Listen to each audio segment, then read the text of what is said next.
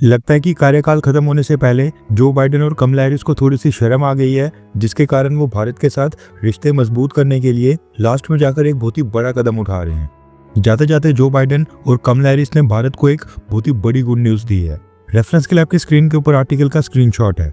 News निकल कर आ रही है कि जो बाइडेन एडमिनिस्ट्रेशन ने अपने टेन्योर के अंत में एक नेशनल सिक्योरिटी मेमोरेंडम फाइनलाइज कर लिया है, जो MTCR यानी कि मिसाइल टेक्नोलॉजी कंट्रोल रेजिम के अंडर एक्सपोर्ट कंट्रोल पॉलिसीज को रिवाइज कर रहा है। जो बाइडेन ने भारत के लिए अमेरिका की एक्सपोर्ट पॉलिसीज और रूल्स में बदलाव करने का फैसला किया है, जिसके बाद भारत की स्पेस सेक्टर की कंपनीज अमेरिका की स्पेस सेक्टर की कंपनीज के साथ ज्यादा क्लोजली काम कर सकेंगी और पीसफुल मीन्स के लिए स्पेस सेक्टर से रिलेटेड काफी सारी मिसाइल टेक्नोलॉजी और पार्ट्स अब अमेरिका की कंपनीज भारत को भी सप्लाई कर पाएंगी। भारत के लिए अमेरिकन मिसाइल टेक्नोलॉजी के एक्सपोर्ट के ऊपर जो रिस्ट्रिक्शंस थी वो पूरी तरह से हट जाएंगी और उनका एक्सेस भारत के पास भी आ सकेगा।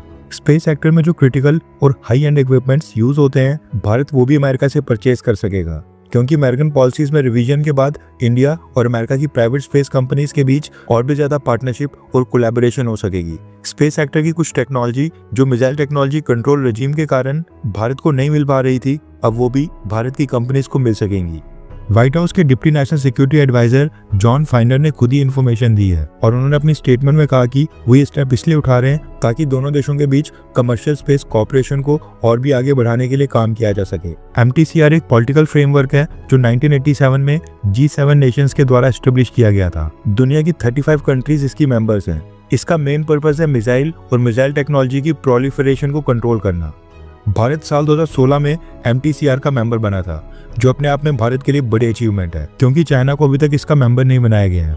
पिछले साल 2023 में बाइडेन एडमिनिस्ट्रेशन ने भारत के साथ मिलकर initiative on critical and emerging technologies ICET launch किया था।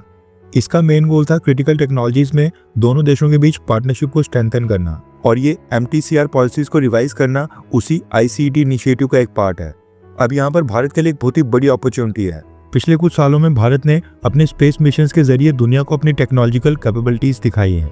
अब अगर अमेरिका के साथ कोलैबोरेशन और बढ़ती है तो इससे भारत की स्पेस एजेंसी इसरो के साथ साथ स्पेस सेक्टर में जो भारत की नई नई कंपनीज उभर कर आ रही हैं, उनको भी काफी बेनिफिट होगा। भारत के स्पेस मिशंस और ज्यादा एडवांस्ड हो सकेंगे और हमारा सक्सेस रेट और भी इम्प्रूव होगा। अब आप सोच रहे होंगे कि अमेरिका भारत को स्पेस सेक्टर में क्यों सपोर्ट करने लगा है। इसके पीछे का कारण है चाइना।